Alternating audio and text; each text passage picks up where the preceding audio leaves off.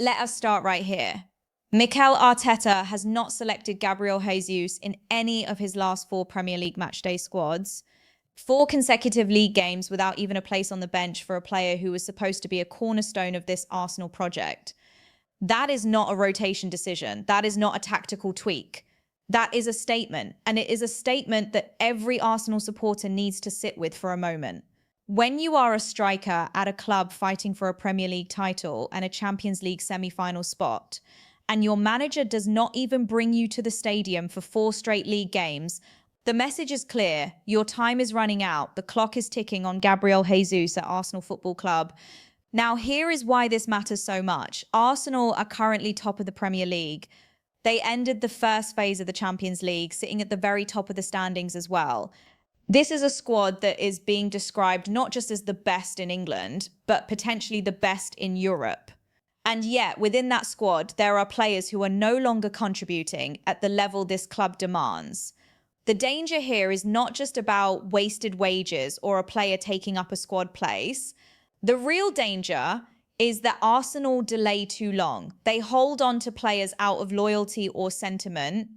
And then when summer arrives, those players have less value, less market appeal, and the window to cash in has quietly closed.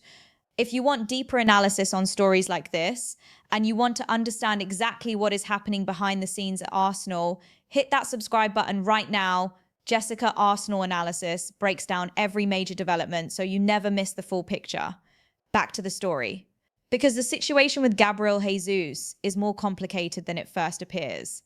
Let us go back to the beginning of this chapter. When Gabriel Jesus arrived at Arsenal in the summer of 2022 from Manchester City, it felt like a turning point. Pierre-Emerick Aubameyang had already left the club. Arsenal needed a striker who could lead the line, hold the ball, create chances, and bring energy. Jesus arrived and did exactly that. In his first 12 Premier League appearances for Arsenal, he scored 5 goals and provided 6 assists. Those are outstanding numbers for a player settling into a new club, a new system, a new city. His movement was described as extraordinarily good. His ability to retain possession and create something from nothing was a genuine joy to watch. He felt like a classic Brazilian footballer, intelligent, creative, always thinking one step ahead. But that version of Gabriel Jesus has become harder and harder to find. The evidence now is difficult to ignore. Look at his numbers season by season. In 2022 to 2023, his first season at Arsenal, he played 33 games and scored 11 goals. Not spectacular, but contributing. Then in 2023 to 2024, 36 games and only 8 goals, a drop. Then 2024 to 2025, 27 games and 7 goals, another drop. And this current campaign, 2025 to 2026, just 21 games and 5 goals. Now, part of that decline has been down to injury. There was a serious anterior cruciate ligament injury that kept him out for a significant portion of 25. That kind of injury takes a toll on any player. It takes time to recover, time to rebuild confidence, time to rediscover your sharpness. That is undeniable, but here is the harder truth. Even when Jesus has been available, even when he has been fit, the performances have not been there consistently. There was a hat-trick against Crystal Palace last season, which showed a glimpse of what he can do. And earlier this season, he did find the net twice against Inter Milan in the Champions League, which was a meaningful contribution on a big stage. These moments show he still has quality, but moments are not enough at this level. Arsenal are competing for the biggest prizes in English and European football. They need reliability, they need consistency, and right now, Gabriel Jesus is not providing that on a consistent basis. The comparison being drawn here is significant. When Alexander Zinchenko arrived at Arsenal in the summer of 2022, he completely changed the culture and the tactical landscape of the club. His ability to tuck inside from left-back during the build-up phase was genuinely revolutionary for how Arteta could set up his team. It was a game changer. He was described as perhaps one of the best inverted defenders the Premier League has ever seen. Eventually, persistent injuries and declining defensive performances caught up with Zinchenko. His time at the Emirates Stadium came to an end. He left in January of this year, joining former club Ajax. The club made the difficult decision to move on, and they did. That is exactly the position Arsenal now find themselves in with Gabriel Jesus. A player who changed the club, who contributed enormously at a key moment in the club's development, but who has now reached the point where the relationship has run its course. The situation is made even clearer by reports that Palmeiras in Brazil are interested in bringing Jesus back to his home country. His future remains uncertain, but the direction of travel is obvious. These final months of the current season should be his last at Arsenal. The summer window is the moment to act. Now let us talk about Leandro Trossard, because his situation is also demanding attention. Trossard arrived at Arsenal in January 2023 from Brighton and Hove Albion for a fee of just £27 million. He was not the first choice that winter. Arsenal had been pursuing Mykhailo Mudryk for a long period before the Ukrainian chose Chelsea instead. Arsenal pivoted, and they ended up having the last laugh. In the back end of that 2022 to 23 season, Trossard was outstanding. 10 goal involvements in 20 games, 1 goal and 9 assists. He showed exactly why Arteta trusted him. He was the super sub, the man for the big occasion. There was that beautiful goal against Porto in the Champions League. There was an equaliser against Bayern Munich. He was clutch. His career numbers at Arsenal tell an interesting story.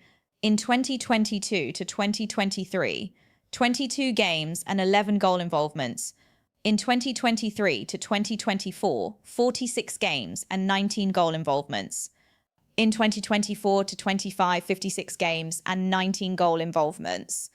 And this season, 38 games and 14 goal involvements. Last summer, Arsenal made the decision to give Trossard a pay rise. His contract was not extended, but the pay rise spoke volumes about how highly the club valued him. And to his credit, he responded. He scored 8 goals and registered 6 assists in his first 22 matches of this season. That is a return of 14 goal involvements before the winter break. Outstanding. But then something changed. Since that strong start, Trossard has not found the net in 17 consecutive games. 17 games without a goal. For a player in his 30s playing for a club at the very top of the table, that is a run of form that raises serious questions. The combination of his age, his contract situation, and this dramatic dip in form creates a very specific window of opportunity. Arsenal can still get good value for Trossard in the summer. He is a known quantity in Europe. He is a Belgian international with Champions League experience. There will be buyers, but that window will not stay open forever. If Arsenal wait, if they let another season pass, Trossard will be older, his contract will be closer to expiry, and the leverage to command a strong fee will be gone. The reality for the club is simple. This summer, Arsenal have a decision to make on both Gabriel Jesus and Leandro Trossard. And the evidence strongly suggests the right decision is to sell both. This is, in my view, one of the most important and underappreciated conversations happening around Arsenal right now.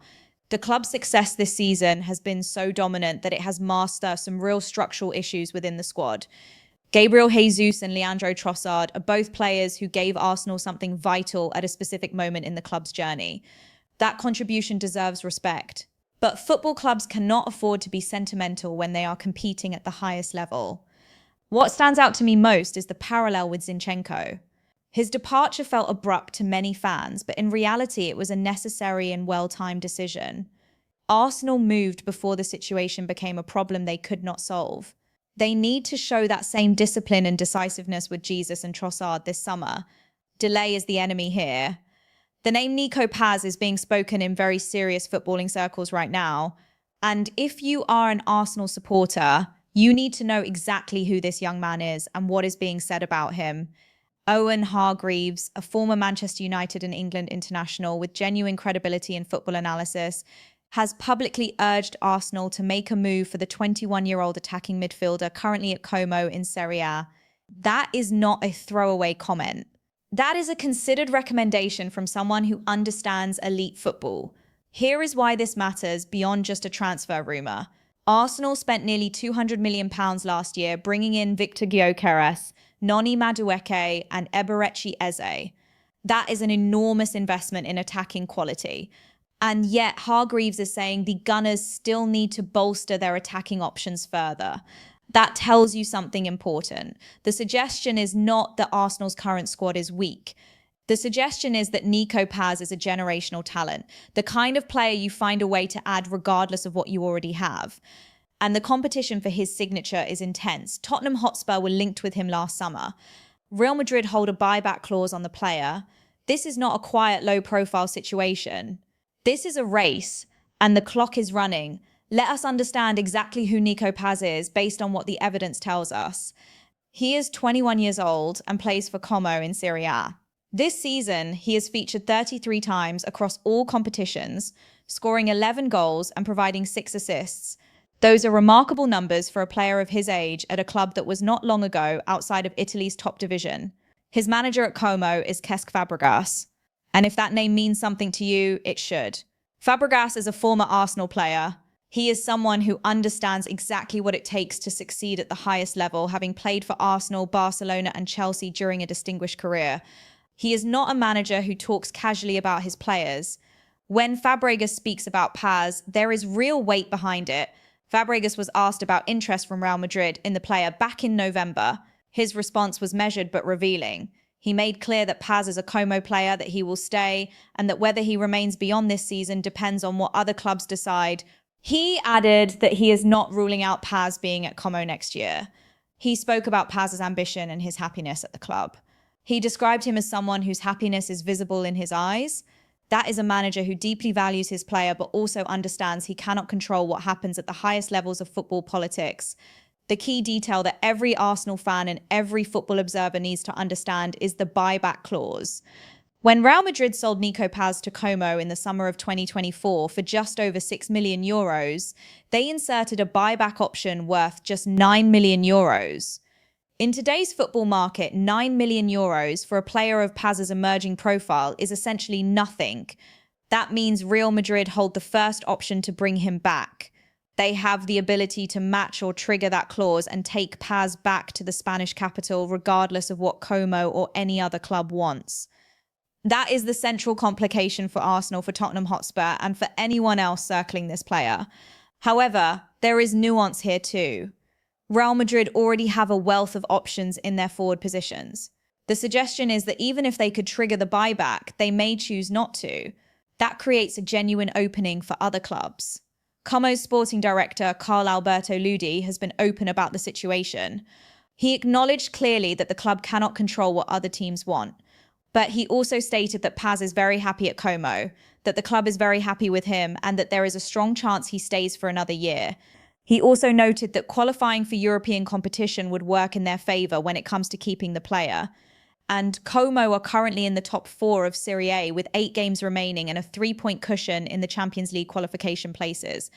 If they secure European football, that argument becomes even stronger. Hargreaves was direct in his assessment. He said there is a young player at Como named Niko Paz, that there is an option for him to return to Real Madrid, but that if he were Arsenal, he would be pursuing this player. He described Paz as someone who will be seen at the World Cup and said Arteta will already know this player will be a star. He said a player like that could suit Arsenal perfectly. The situation is one that Arsenal's new sporting director, Andrea Berta, will need to monitor extremely closely. This is a rumour at this stage. There is no confirmed bid, no confirmed negotiation, no confirmed agreement, but the interest is real, the recommendation from credible voices is real, and the talent is undeniable. What makes the Niko Paz conversation so fascinating is the combination of factors at play. You have a player who is genuinely elite in his development curve. You have Real Madrid holding a €9 million buyback clause that could make the entire conversation irrelevant. You have Tottenham Hotspur as a rival suitor. And you have Como building something genuinely exciting under Fabregas that might convince Paz to stay another year. For Arsenal, the question is whether they can even get into this race in a meaningful way given the Real Madrid clause. My reading of the situation is that Arsenal should be monitoring this closely, building a relationship and being ready to act if Real Madrid decide not to exercise their option. But they should not overinvest emotionally or financially in a pursuit that may be blocked before it begins. The Niko Paz story is one to watch very carefully over the next few months. Earlier this month, a 16-year-old walked onto a Premier League pitch and scored a goal. Not just any goal. A goal that made him the youngest goalscorer in the history of the Premier League. His name is Dowman. He plays for Arsenal. And his emergence has immediately triggered one of the most important and uncomfortable conversations in English football right now. Should he stay at Arsenal? Or should he leave as soon as possible? The weight of this question should not be underestimated. We are talking about a 16-year-old with extraordinary talent whose entire career trajectory could be shaped by the next 2 or 3 years. Get it right and you have the next great English footballer. Get it wrong and you have another cautionary tale. Another gifted player whose potential was never fully realized.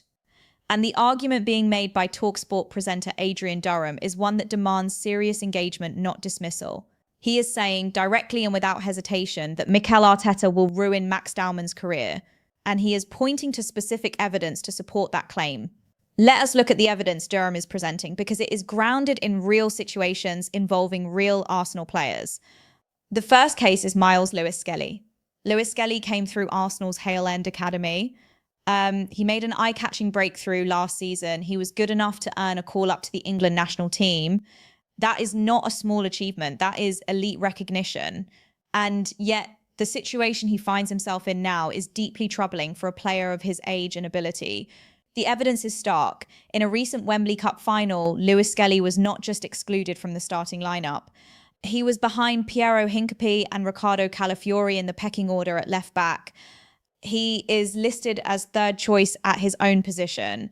And beyond that, Durham points out that Lewis-Skelly originally came through the youth system as a midfielder. Even with Arsenal's midfield options underperforming this season, including Martin Zubimendi, Declan Rice, and Mikel Merino dealing with injury, Lewis-Skelly cannot get into that conversation either. He is reportedly being linked with moves to Manchester United and Chelsea as he seeks a way out. The second case is Ethan Nwaneri, another Hale End graduate, another young player who made an exciting breakthrough and caught the attention of the football world. And yet Nwaneri is now on loan at Marseille with no recall clause inserted into that loan agreement. Durham's interpretation of this is damning. He is saying that Arsenal and Arteta used Nwaneri's youth appearances as a marketing exercise, a way of demonstrating that the club develops young players without any genuine commitment to building his career at the club. The lack of a recall clause in his loan deal is described as total disrespect. And this season, rather than trusting Nwaneri in the number 10 position, Arsenal spent enormous money on Eberechi Eze instead. Now, enter Max Dowman. He scored the goal that made him the youngest goalscorer in Premier League history against Everton in a 2-0 win. His impact has been so significant that there are suggestions he could be called up to the England senior squad for the World Cup, which would take priority even over his school examinations. But here is the uncomfortable detail. In the recent cup final, Arteta did not bring Dowman on. Arsenal was struggling. They needed something special. And the 16-year-old, who had already demonstrated he could deliver moments of magic at Premier League level, was left on the bench. Durham is drawing a direct line between the treatment of Lewis-Skelly, the treatment of Nwaneri, and what he believes awaits Max Dowman if he stays at Arsenal. His message to Dowman is to look at what happened to those players and make his decision accordingly. He mentions Barcelona and Real Madrid as potential destinations where Dowman could find a coach who would truly maximize his talent. Durham also contextualizes Arsenal's current league position with careful honesty. He says Arsenal are going to win the title, but not because they are a special team. He argues they are winning it because Manchester City have been below standard. Chelsea have been disorganized. Liverpool have faced an impossible situation since last summer. So Manchester United stuck with Ruben Amorim for far too long. The point is that Arsenal's title is as much about the failures of others as it is about their own excellence. This is a rumor at this stage in terms of any potential departure.